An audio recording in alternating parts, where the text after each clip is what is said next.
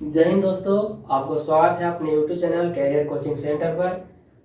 मेरा first class मैं अंकुश यादव आप लोग का डिजिटल सम पढ़ाने आए हैं। डिजिटल सम का हिंदी होता है अंकीय योग। क्या होता है? अंकीय योग। डिजिटल सम का हिंदी अंकीय योग होता है। तो दोस्तों, डिजिटल सम कहते किसको है? मेरा सबसे पहला प्रश्न है, डिजिटल सम कहते किसको है? तो डिजिटल सम का मतलब होता है कि बड़ा से बड़ा संख्या को कितना कैरी करेंगे, इतना कैरी करेंगे जब तक कि वह संख्या एक अंक का न हो जाए। जैसे हम लोग एग्जाम्पल में लेते 2, 3, 4, 5, 8 इस तरह के हम प्रश्न लिए, इसको इतना कैरी करेंगे, इतना आपस में जोड़ेंगे जब तक कि वह एक अंक का न हो जाए। तो 3 और 2 5 और 5 4 9 और 9 5 14, 14 8 22। तो 14 8 22 हो गया दोस्तों। तो फिर इस 2 अंक है तो 2 अंक को फिर आपस में जोड़ेंगे, तो 2 2 4, यही मेरा डिजिटल सम हो गया। 2 2 4 4 जो है मेरा डिजिटल सम हो गया दोस्तों। डिजिटल सम कहता है कि कितना भी बड़ा संख्या हो, बड़ा से बड़ा संख्या को इतना कैरी करेंगे, इतना कैरी करेंगे कि वह जब तक वह एक संख्या, एक अंक का संख्या ना हो जाए। तो हम लोग अभी करके देखे हैं। इसी तरह डिजिटल सम का मतलब आप समझ ही गए होंगे। डिजिटल सम 10 होते हैं। डिजिट सम की संख्या 10 होता है, जो 0 से शुरू होता है। 0 1 2 3 4 5 6 7 8 9, ये हमका डिजिट सम है। 10 डिजिट सम 10 होते हैं। डिजिट सम 10 है। और इसमें एक खास बात है कि डिजिट सम में 9 का मतलब 0 होता है। क्या होता है? 9 का मतलब 0 होता है। डिजिट सम में एक खास ही बात है कि 9 का मतलब 0 होता है। डिजिट सम हमेशा पॉजिटिव होता है। क्या होता है? हमेशा पॉजिटिव होता है।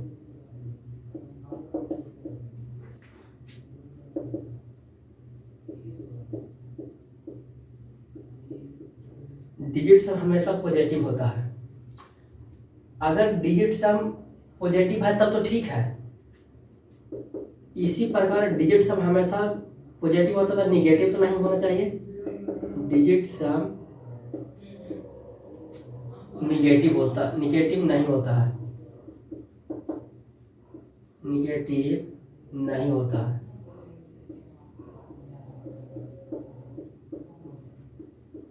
डिजिट सम निगेटिव नहीं होता है।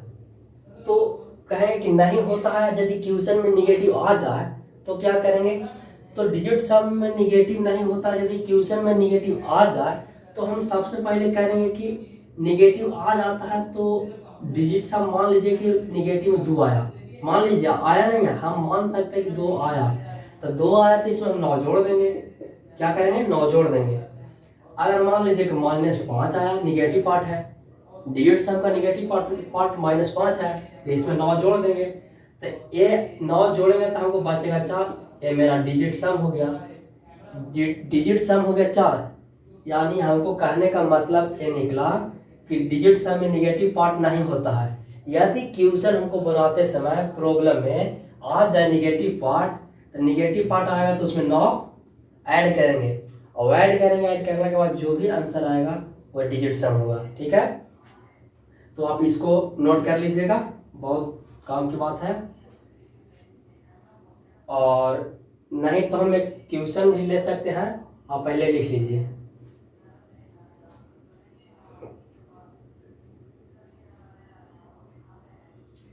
तो आप लिख लिए होंगे, हम मिटा सकते हैं।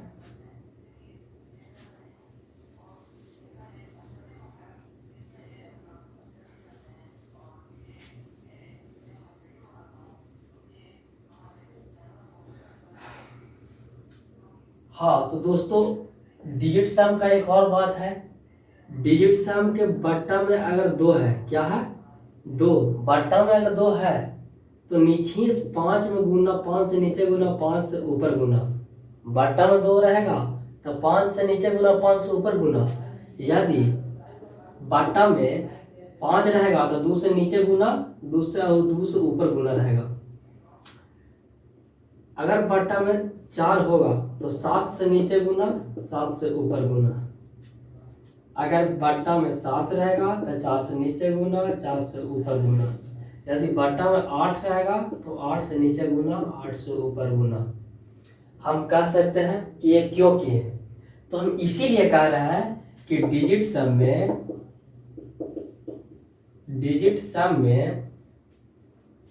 सम के बट्टा में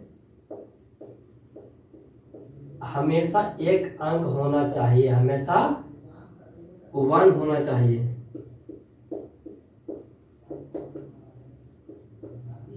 क्या होना चाहिए? डिजिट सम के बट्टा हमेशा 1 ही होना चाहिए, अन्यथा कोई भी संख्या होगा तो डिजिट सम नहीं होगा। डिजिट सम होने के लिए यदि बट्टा में क्वेश्चन आता है तो डिजिट सम के बट्टा में 1 ही होना चाहिए।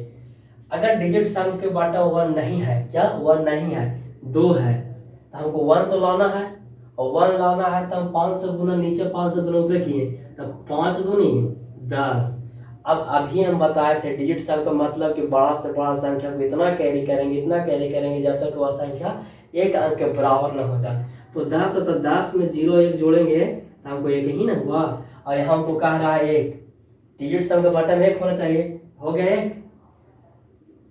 इसी तरह हम किए, फिर देखेंगे कि बट्टा में 5 था, तो 5 था तो हम 2 से गुना काहे किए, 3 से क्यों नहीं किए? तो भाई हम 3 से कर देते गुना तो 15 हो जाता, और 5 1 6 हो जाता। तो ये रूल के तो फॉलो नहीं कर रहा है, जब फॉलो नहीं कर रहा तो इसमें 2 से गुना किए, तो 2 से 5 दूनी का 10, और 0 1 जोड़ेंगे तो हमको 1 ही होगा। अगर देखिए नियम का फॉलो कर रहा है, ठीक है। तो इस तरह से इसको किए हैं। फिर देखिए आपको 4 बट्टा में है तो उसमें 7 से नीचे 7 से ऊपर गुना क्यों किए? तो हम इसीलिए गुना किए हैं कि 7 4 28 और 8 2 10, 10 और 1 0 1 1। देखिए फॉलो कर दिया, नियम को फॉलो कर दिया। अब देखिए कि हम इसको तो बता दिए, तो इसको भी वही तरीका है, 7 4 28 1 ही होगा, 8 2 10 और 10 में 1 और 0 1, ये भी हो गया। अब देखिए 8 में 8 से गुना किए, यानी बट्टा में 8 है, तो बट्टा में 8 है तो कन्फर्म मानिए कि 8 से नीचे गुना 8 से ऊपर गुना होगा। तो 8 में 8 से गुना किए 64, क्या हुआ 64, 6 4 10, 1 और 0 1। फॉलो कर दिया नियम का, ओके। तो ये उतार लीजिए। अब दोस्तों आप लोग कहिएगा कि सर इसमें तो छूट रहा है, 3 छूट रहा है, 6 छूट रहा है, 9 छूट रहा है, तो ये वास्तविक रूप से डिजिट सम नहीं है। क्या है? डिजिट सम नहीं है। यदि प्रॉब्लम टाइप क्वेश्चन है, प्रॉब्लम टाइप क्वेश्चन, इसको भी हम बता रहे हैं। ये पहला उतार लीजिए, ये लिख लीजिए।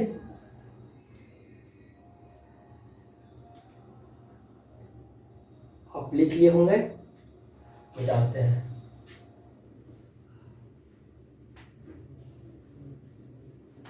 देखिए हम अभी बोले कि 3 6 9 ये सभी है, ये वास्तविक रूप से डिजिट सम नहीं है, लेकिन यह है प्रॉब्लम पार्ट का क्वेश्चन, तो इसको भी सॉल्व करना बहुत जरूरी है। तो ये 3 6 9 जो है, 3 6 9 इसको बट्टा में लिखेंगे तो सबसे पहले देखेंगे, बात समझने का है, आप लोग गौर कीजिएगा, गौर करके कापी पर लिख लीजिएगा। ये 3 6 9 जो बट्टा में है, तो इसको क्या करेंगे कि A1 आ जाएगा, क्या करेंगे कि 1 आ जाएगा।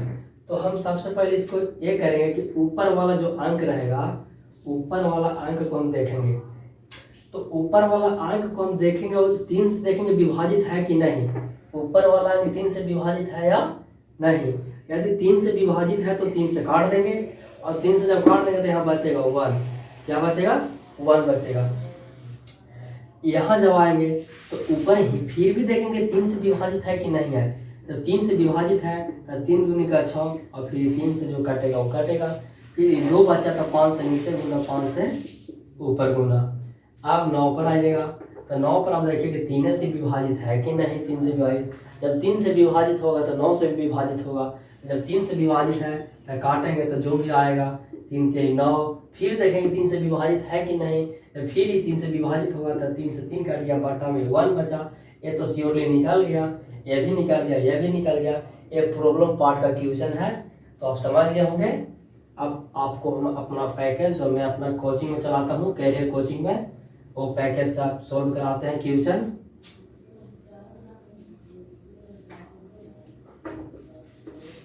देखिएगा, ये मेरा पैकेज है।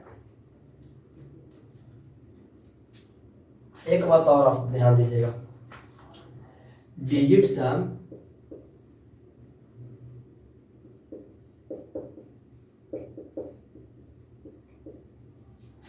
दशमलव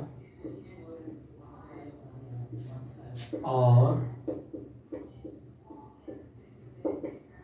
प्रतिशत को नहीं मानता है।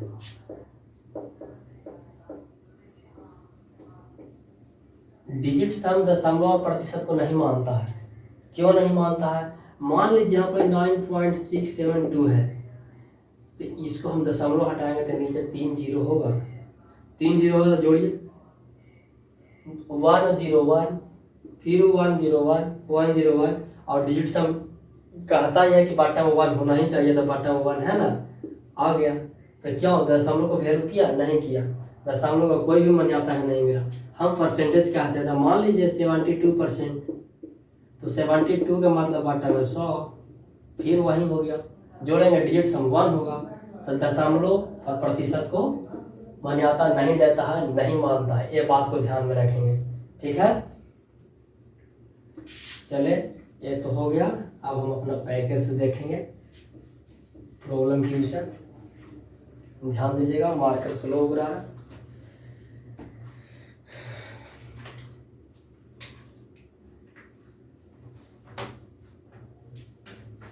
देखिएगा question number first, 637.28 minus 781.47 plus 257.39 equal to वाट।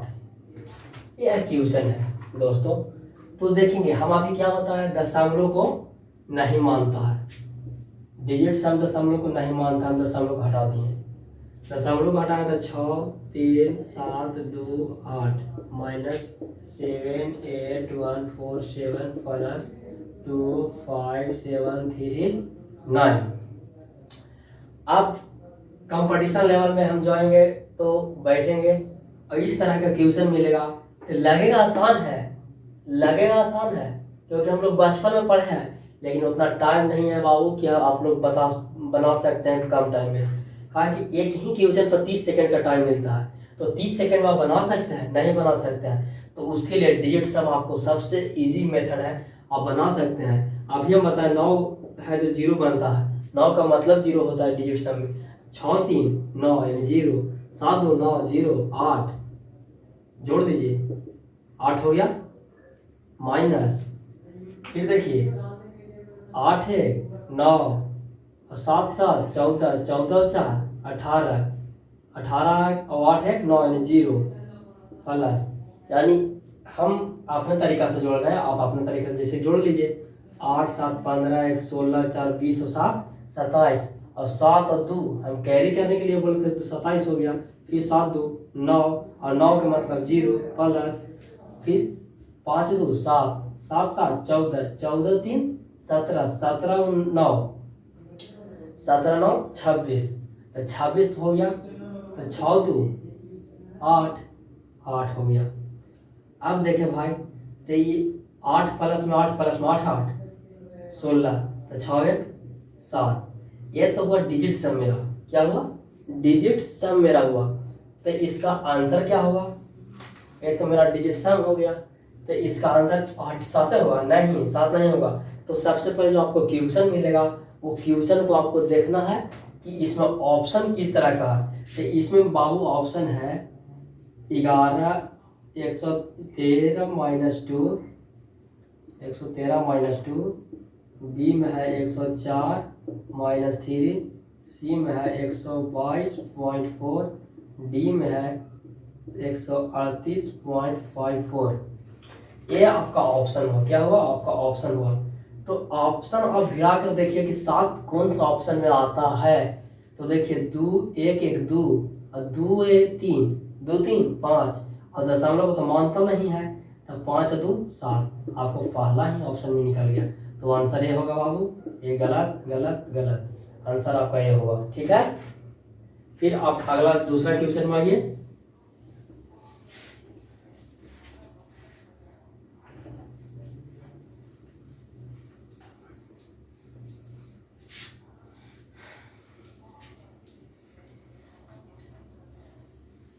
आपको कम ही क्वेश्चन कराएंगे, 5 क्वेश्चन करा देते हैं।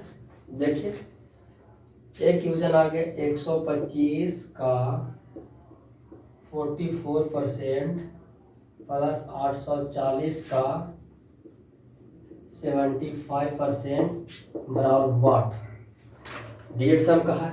अभी हम बताएं परसेंटेज को नहीं मानता है, तो परसेंटेज दशमलव को नहीं मानता तो परसेंटेज को बात ही खत्म हो गया। 125 और का मतलब गुना 44% को नहीं मानता, परसेंट घटा देंगे, प्लस 840 का मैंने गुना 75। अभी हम आपको बताएं डिजिट सम का मतलब। डिजिट सम का मतलब जोड़ दीजिए। 2 1 3 वाह 5 8 हो गया, गुना 4 4 8 प्लस 8 4 12 2 1 3,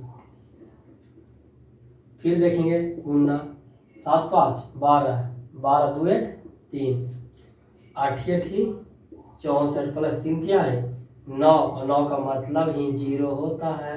याद रखिएगा हर एक बात को। फिर 6 4 10, 10 और 0 10 ही होगा, और 0 1 1 1 तो आंसर नहीं होगा, एक मेरा डिजिट सम हुआ। अब हम ऑप्शन देखेंगे। ऑप्शन किस तरह का है? 90636435।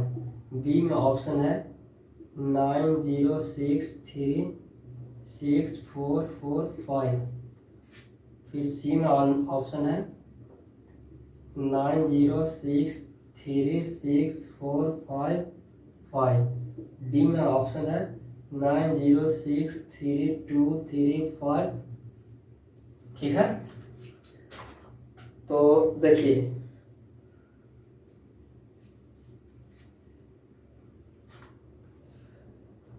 आपको डिजिट सम 1 आया। क्या आया? डिजिट सम 1 आया है।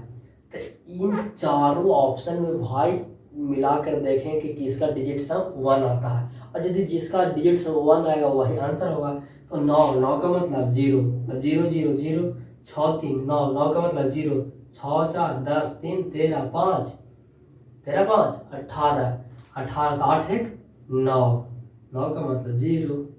तो इसमें तो सारा 0 हो गया। इसमें क्या हो गया? सारा 0 हो गया। इसमें देखेंगे तो 9 मतलब 0 6 3 9 मतलब 0 5 4 6 4 10 10 4 14 14 5 19 9 1 10 2 1 1 और 0 1। आपका ऑप्शन बी होगा। ए नहीं होगा, सी नहीं होगा, डी नहीं होगा, क्योंकि मेरा डिजिट सम 1 आया है। तो सभी ऑप्शन में हम डिजिट सम निकालेंगे, और डिजिट सम निकाल कर देखेंगे कि इसमें 1 आता है, तो भाई इसमें 1 आया, बी आंसर सही है, बाकी सब गलत है। ठीक है, फिर अगले क्वेश्चन देखते हैं।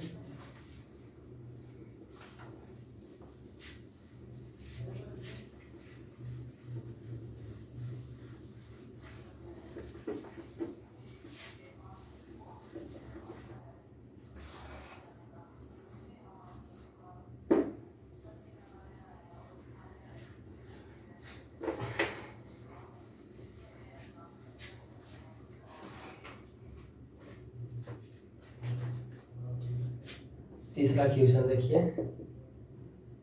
365 गुने 459 गुने 541 का गुणनफल कितना होगा?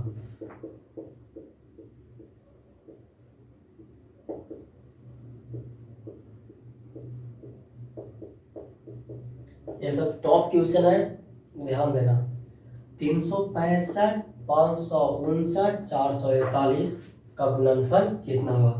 तो डिजिट सम लगा देंगे, 6 3 9 यानी 0, बच गया 5 गुने 5 4 9 यानी 0 और 9 0 9 9 यानी 0 गुने 5 4 9 0 0 1 1।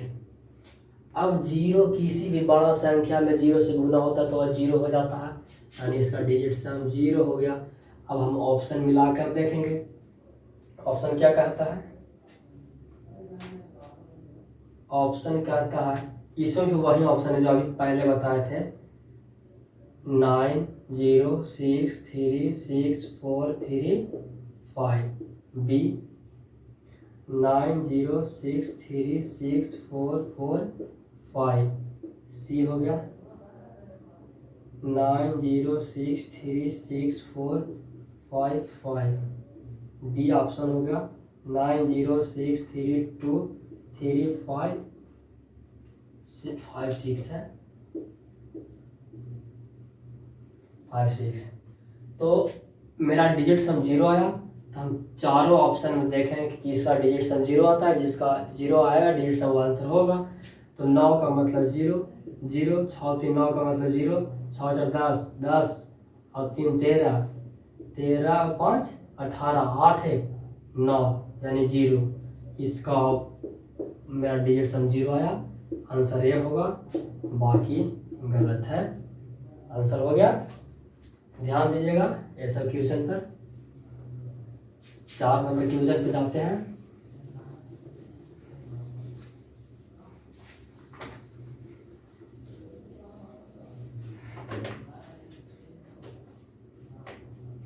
देखिए 4 नंबर क्वेश्चन, 2 5 8 7 6 2 बटा 303।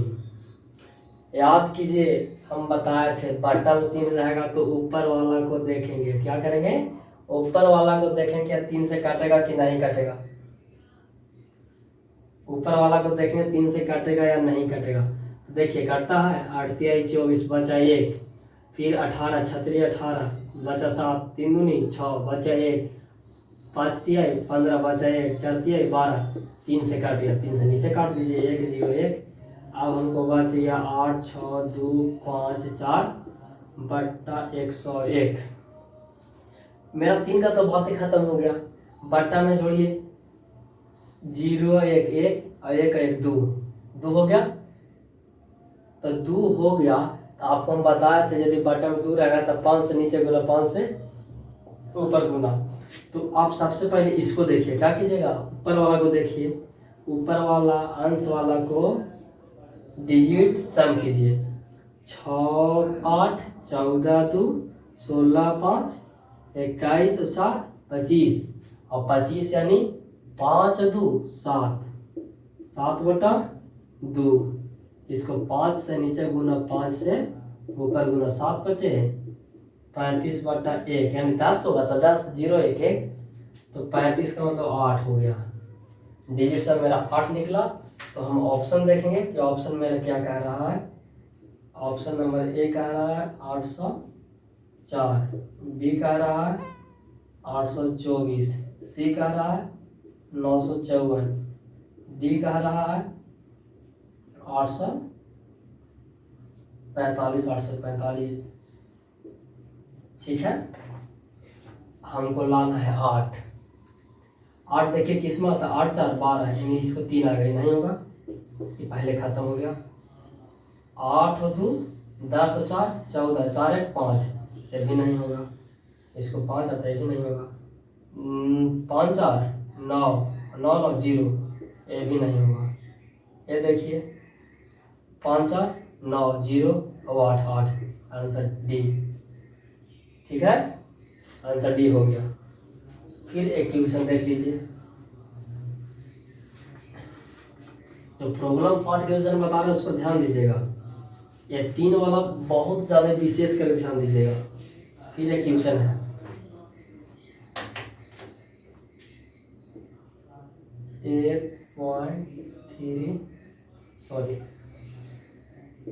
एट इंटू 3.75 का होल क्यूब प्लस 1 बटा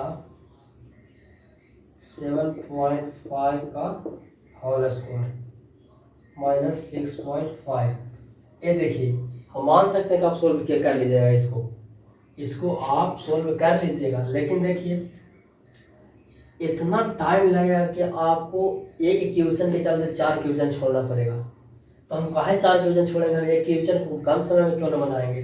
तो देखेंगे 8 को 8 ऐसे छोड़ देंगे, इधर दशमलव को तो मानता नहीं है डिजिट सम, तो क्या करेंगे 7 5 12 3 15 5 1 6 6 का होल क्यूब प्लस 1 बट्टा 7 5 12 के 12 1 मतलब 12 मतलब 2 1 3 3 के होल स्क्वायर माइनस 6 5 11 1 1 2।